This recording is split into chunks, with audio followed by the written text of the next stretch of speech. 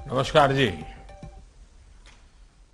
पिछले कई दिनों से मैं सरकार की अलग अलग योजनाओं के लाभार्थियों से चर्चा कर रहा हूं। सरकार ने जो योजनाएं बनाई हैं उनका लाभ लोगों तक कैसे पहुंच रहा है, ये और बेहतर तरीके से हमें पता चलता है।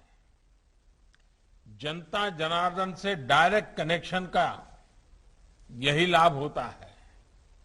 इस कार्यक्रम में उपस्थित केंद्रीय मंत्रिमंडल के मेरे सभी सहयोगीगण, देश भर के अनेक राज्यों से उपस्थित आदरणीय मुख्यमंत्रीगण, लेफ्टिनेंट गवर्नर और उप मुख्यमंत्रीगण, राज्य सरकारों के मंत्री, अन्य महानुभाव, देश भर से जुड़े किसान और भाइयों बहनों, आज देश के लगभग 10 करोड़ किसानों के बैंक खाते में 19,500 करोड़ रुपए के से भी अधिक ये रकम सीधी उनके खाते में ट्रांसफर हो गई है। और मैं देख रहा हूं कई अपने मोबाइल में चेक कर रहे हैं आया है क्या, और फिर एक दूसरे को ताली दे रहे हैं। आज जब बारिश का मौसम है और बुआई भी जोरों पर है, तो ये राशि छोटे किसानों के बहुत काम आएगी। आज 1 लाख करोड़ रुपए के कृषि ट्रांसफर इंफ्रास्ट्रक्चर फंड को भी 1 साल पूरा हो गया है। इसके माध्यम से हजारों किसान संगठनों को मदद मिल रही है। भाई और बहनों, सरकार किसानों को अतिरिक्त आय के साधन देने के लिए, नई नई फसलों को प्रोत्साहित करने के लिए पूरी तरह प्रतिबद्ध है। मिशन हनी बी ऐसा ही एक अभियान है। मिशन हनी बी के चलते बीते साल हमने लगभग 700 करोड़ रुपए के शहद का एक्सपोर्ट किया है, जिससे किसानों को अतिरिक्त आय हुई है। जम्मू कश्मीर का केसर तो वैसे भी विश्व प्रसिद्ध है। अब सरकार ने यह फैसला लिया है कि जम्मू कश्मीर का केसर देश भर में नाफेड की दुकानों पर उपलब्ध होगा। इससे जम्मू कश्मीर में केसर की खेती को बहुत प्रोत्साहन मिलने वाला है। भाई और बहनों, आप सभी से यह संवाद ऐसे समय में हो रहा है जब हम आजादी का अमृत महोत्सव मना रहे हैं। अब से कुछ दिन बाद ही 15 अगस्त आने वाला है। इस बार देश अपना 75वां स्वतंत्रता दिवस मनाने जा रहा है। ये महत्वपूर्ण पड़ाव हमारे लिए गौरव का तो है ही, ये नए संकल्पों, नए लक्ष्यों का भी एक बहुत बड़ा अवसर है। इस अवसर पर हमें ये तय करना है कि आने वाले 25 वर्षों में हम भारत को कहां देखना चाहते हैं।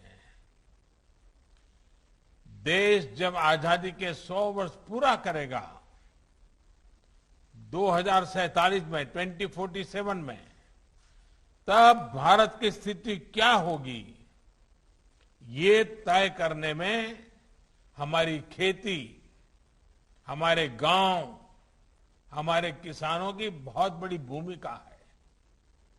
ये समय भारत की कृषि को एक ऐसी दिशा देने का है जो नई चुनौतियों का सामना कर सके और नए अवसरों का भरपूर लाभ उठा सके। भाई और बहनों, इस दौर में बहुत तेजी से हो रहे बदलावों को हम सभी साक्षी हैं। चाहे मौसम और प्रकृति से जुड़े बदलाव हो, खान पान से जुड़े बदलाव हो या फिर महामारी के कारण पूरी दुनिया में हो रहे बदलाव हो, हमने बीते 1.5 वर्ष में कोरोना महामारी के दौरान इसको अनुभव भी किया है। इस कालखंड में देश में ही खान पान की आदतों को लेकर बहुत जागरूकता आई है।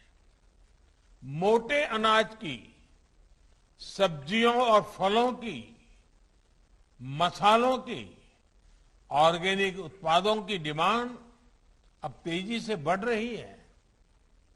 इसलिए भारतीय कृषि, उसको भी अब इसी बदलती आवश्यकताओं और बदलती मांग के हिसाब से बदलना ही है। और मुझे हमेशा से विश्वास है कि हमारे देश के किसान इन बदलावों को जरूर आत्मसात करेंगे। साथियों, इस महामारी के दौरान भी हमने भारत के किसानों का सामर्थ्य देखा है। रिकॉर्ड उत्पादन के बीच सरकार ने भी प्रयास किया है कि किसानों की परेशानी कम से कम हो। सरकार ने खेती और इससे जुड़े हर सेक्टर को बीज, खाद से लेकर अपनी उपज को बाजार तक पहुंचाने के लिए हर संभव प्रयास किए हैं, उपाय किए हैं। यूरिया की सप्लाई निर्बाध रखी, डीएपी जिसके दाम अंतर्राष्ट्रीय बाजार में इस कोरोना के चलते कई गुना बढ़ गए, उसका बोझ भी हमारी सरकार ने किसानों पर पड़ने नहीं दिया। सरकार ने तुरंत इसके लिए 12,000 करोड़ रुपए का इंतजाम किया।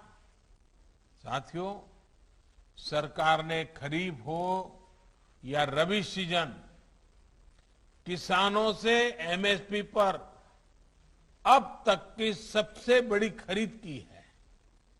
इससे धान किसानों के खेतों में लगभग 1,70,000 करोड़ रुपए और गेहूं किसानों के खाते में लगभग 85,000 करोड़ रुपए डायरेक्ट पहुंचे हैं। किसान और सरकार की इसी साझेदारी के कारण आज भारत के अन्न भंडार भरे हुए हैं। लेकिन साथियों, हमने देखा है कि सिर्फ गेहूं, चावल, चीनी में ही आत्मनिर्भरता काफी नहीं है, बल्कि दाल और तेल में भी आत्मनिर्भरता बहुत आवश्यक है। और भारत के किसान ये करके दिखा सकते हैं। मुझे याद है कि कुछ साल पहले जब देश में दालों की बहुत कमी हो गई थी, तो मैंने देश के किसानों से दाल उत्पादन बढ़ाने का आग्रह किया था। मेरे उस आग्रह को देश के किसानों ने स्वीकार किया। परिणाम ये हुआ कि बीते 6 साल में देश में दाल के उत्पादन में लगभग 50% की वृद्धि हुई है। जो काम हमने दलहन में किया या अतीत में गेहूं, धान को लेकर किया, अब हमें वही संकल्प खाने के तेल के उत्पादन के लिए भी लेना है। ये खाद्य तेल में हमारा देश आत्मनिर्भर हो, इसके लिए हमें तेजी से काम करना है। भाइयों और बहनों, खाने के तेल में आत्मनिर्भरता के लिए अब राष्ट्रीय खाद्य तेल मिशन ऑयल पाम का संकल्प लिया गया है। आज देश भारत छोड़ो आंदोलन को याद कर रहा है, तो इस ऐतिहासिक दिन ये संकल्प हमें नई ऊर्जा से भर देता है। इस मिशन के माध्यम से खाने के तेल से जुड़े इकोसिस्टम पर 11,000 करोड़ रुपए से अधिक का निवेश किया जाएगा। सरकार ये सुनिश्चित करेगी कि किसानों को उत्तम बीज से लेकर टेक्नोलॉजी, उसकी हर सुविधा मिले। इस मिशन के तहत ऑयल पाम की खेती को प्रोत्साहन देने के साथ ही हमारी जो अन्य पारंपरिक तिलहन फसलें हैं, उसकी खेती को भी विस्तार दिया जाएगा। साथियों, आज भारत कृषि निर्यात के मामले में पहली बार दुनिया के टॉप 10 देशों में पहुंचा है, पहले 10 देशों में पहुंचा है। कोरोना काल में ही देश ने कृषि निर्यात के नए रिकॉर्ड बनाए हैं। आज जब भारत की पहचान एक बड़े कृषि निर्यातक देश की बन रही है, तब हम खाद्य तेल की अपनी जरूरतों के लिए आयात पर निर्भर रहें, ये बिल्कुल उचित नहीं है। इसमें भी आयातित ऑयल, पाम ऑयल का हिस्सा 55% से अधिक है। इस स्थिति को हमें बदलना है। खाने का तेल खरीदने के लिए हमें जो हजारों करोड़ रुपए विदेश में दूसरों को देना पड़ता है, वो देश के किसानों को ही मिलना चाहिए। भारत में पाम ऑयल खेती के लिए हर जरूरी संभावनाएं हैं। नॉर्थ ईस्ट और अंडमान निकोबार द्वीप समूह में विशेष रूप से इसे बहुत बढ़ाया जा सकता है। ये वो क्षेत्र हैं जहां आसानी से पाम की खेती हो सकती है, पाम ऑयल का उत्पादन हो सकता है। साथियों, खाने के तेल में आत्मनिर्भरता के इस मिशन के अनेक लाभ है। इससे किसानों को तो सीधा लाभ होगा ही, गरीब और मध्यम वर्ग के परिवारों को सस्ता और अच्छी क्वालिटी का तेल भी मिलेगा। यही नहीं, ये मिशन बड़े स्तर पर रोजगार का निर्माण करेगा, फूड प्रोसेसिंग इंडस्ट्री को बल देगा। विशेष रूप से फ्रेश फ्रूट बंच प्रोसेसिंग से जुड़े उद्योगों का विस्तार होगा।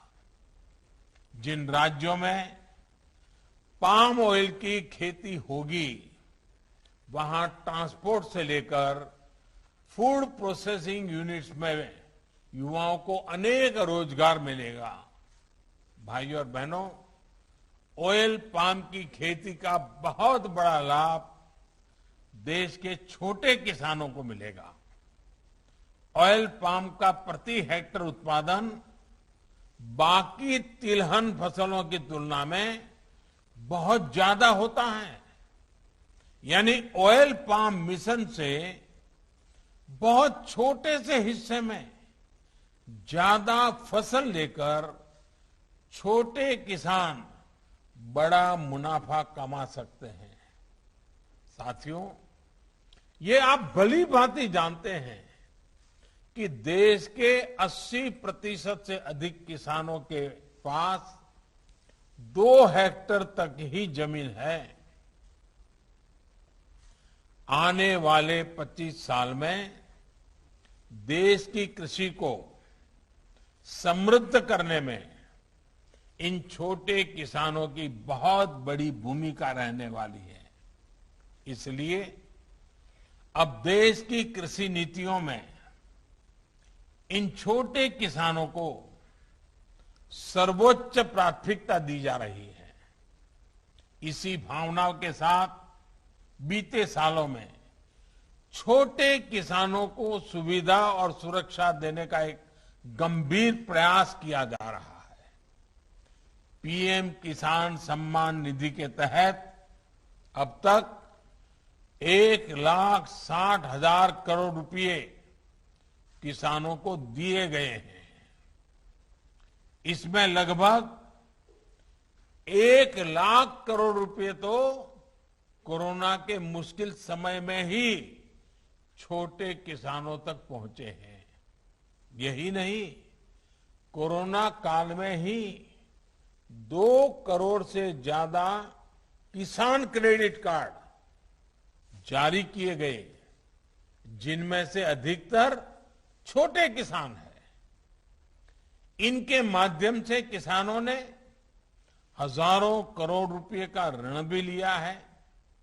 कल्पना कीजिए, अगर ये मदद छोटे किसानों को ना मिलती तो 100 वर्ष की इस सबसे बड़ी आपदा में उनकी क्या स्थिति होती। उन्हें छोटी छोटी जरूरतों के लिए कहां कहां नहीं भटकना पड़ता। भाइयों और बहनों, आज जो कृषि इंफ्रास्ट्रक्चर बन रहा है, जो कनेक्टिविटी का इंफ्रास्ट्रक्चर बन रहा है, या फिर जो बड़े बड़े फूड पार्क लग रहे हैं, इनका बहुत बड़ा लाभ छोटे किसानों को ही हो रहा है।